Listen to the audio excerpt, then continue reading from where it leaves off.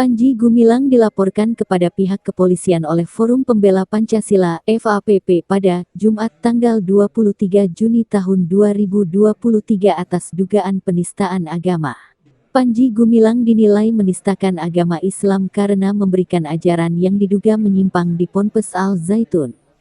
Setelah dilakukan pemeriksaan terhadap pimpinan Pondok Pesantren Al Zaitun, Panji Gumilang, Direktur Tindak Pidana Umum, Dirtipidum, Badan Reserse Kriminal, Bareskrim Polri Brigjen Juhandani mengatakan penyidik akan melengkapi alat bukti kasus penistaan agama pimpinan Pondok Pesantren Al Zaitun, Panji Gumilang. Bareskrim Polri resmi menahan pemimpin Pondok Pesantren Al Zaitun, Panji Gumilang, yang ditetapkan sebagai tersangka kasus penodaan agama. Panji ditahan di rumah tahanan, Rutan, Bareskrim Polri, Kebayoran Baru, Jakarta Selatan.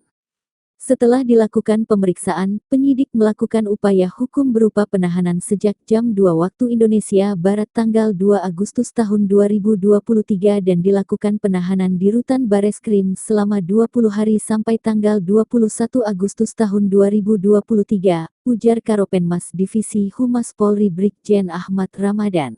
Setelah ditetapkannya Saudara PG sebagai tersangka pada tanggal 1 Agustus 2023, penyidik telah melakukan pemeriksaan Saudara PG sebagai tersangka.